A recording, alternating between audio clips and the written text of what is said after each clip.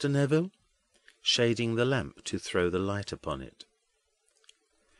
I recognise it, but it is far from flattering the original. Oh, you are hard upon it. It was done by Ned, who made me a present of it. I am sorry for that, Mr. Drood. Neville apologises with a real intention to apologise. If I had known I was in the artist's presence... Oh, a joke, sir, a mere joke, Edwin cuts in with a provoking yawn. A little humouring of Pussy's points. I am going to paint her gravely one of these days, if she's good. The air of leisurely patronage and indifference with which this is said, as the speaker throws himself back in a chair, and clasps his hands at the back of his head as a rest for it, is very exasperating to the excitable and excited Neville. Jasper looks observantly from the one to the other, slightly smiles, and turns his back to mix a jug of mulled wine at the fire. It seems to require much mixing and compounding.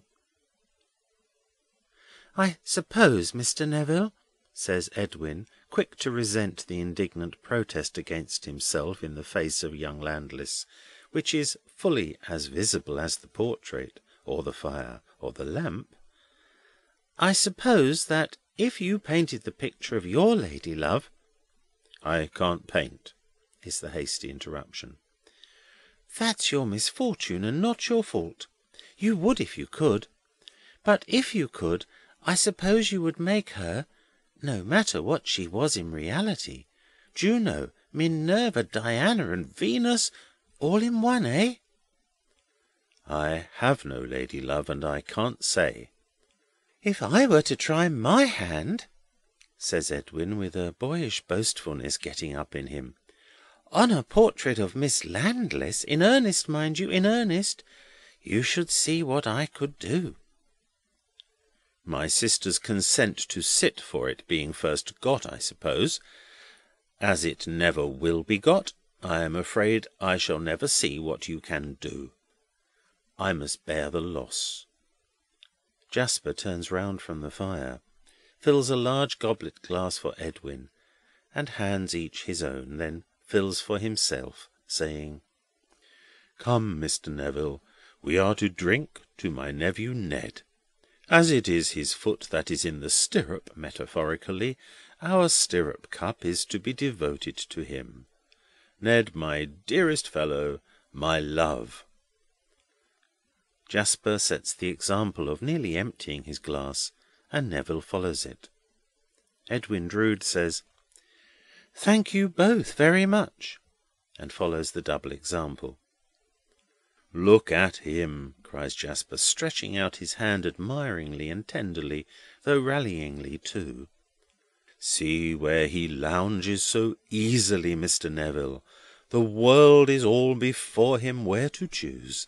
A life of stirring work and interest, a life of change and excitement, a life of domestic ease and love. Look at him!" Edwin Drood's face has become quickly and remarkably flushed with the wine.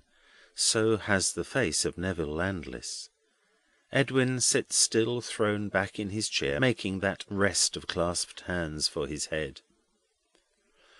"See how little he heeds it all," Jasper proceeds in a bantering vein. "It is hardly worth his while to pluck the golden fruit that hangs ripe on the tree for him. And yet, consider the contrast, Mr. Neville. You and I have no prospect of stirring work and interest, or of change and excitement, or of domestic ease and love. You and I have no prospect, unless you are more fortunate than I am, which may easily be, but the tedious unchanging round of this dull place." "Upon my soul, Jack," says Edwin complacently, "I feel quite apologetic for having my way smoothed as you describe. But you know what I know, Jack, and it may not be so very easy as it seems after all. May it, Pussy?" to the portrait, with a snap of his thumb and finger.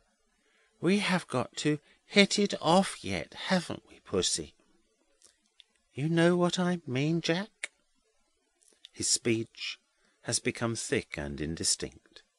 Jasper, quiet and self-possessed, looks to Neville as expecting his answer or comment. When Neville speaks, his speech is also thick and indistinct. "It might have been better for Mr. Drood to have known some hardships," he says defiantly.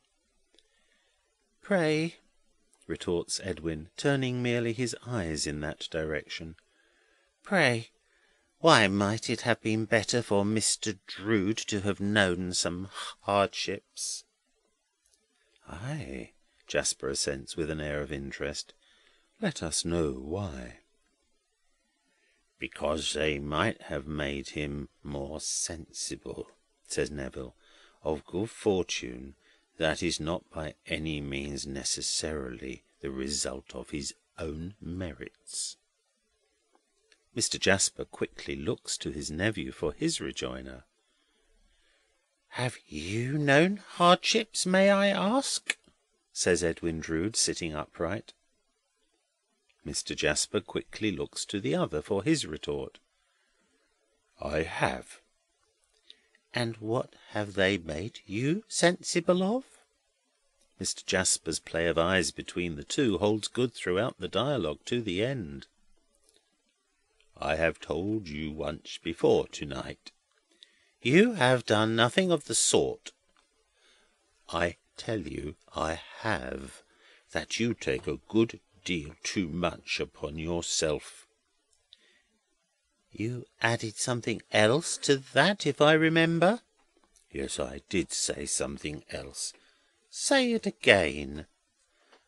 "I said that in the part of the world I come from, you would be called to account for it." "Only there!" cries Edwin Drood, with a contemptuous laugh. "A long way off, I believe. Yes, I see. That part of the world is at a safe distance." "Say here, then," rejoins the other, rising in a fury. "Say anywhere. Your vanity is intolerable. Your conceit is beyond endurance. You talk as if you were some rare and precious prize instead of a common boaster. You are a common fellow, and a common boaster." "Pooh, pooh!" says Edwin Drood, equally furious, but more collected. "How should you know?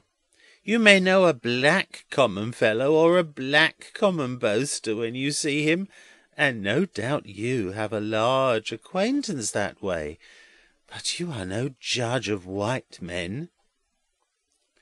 This insulting allusion to his dark skin infuriates Neville to that violent degree that he flings the dregs of his wine at Edwin Drood, and is in the act of flinging the goblet after it, when his arm is caught in the nick of time by Jasper.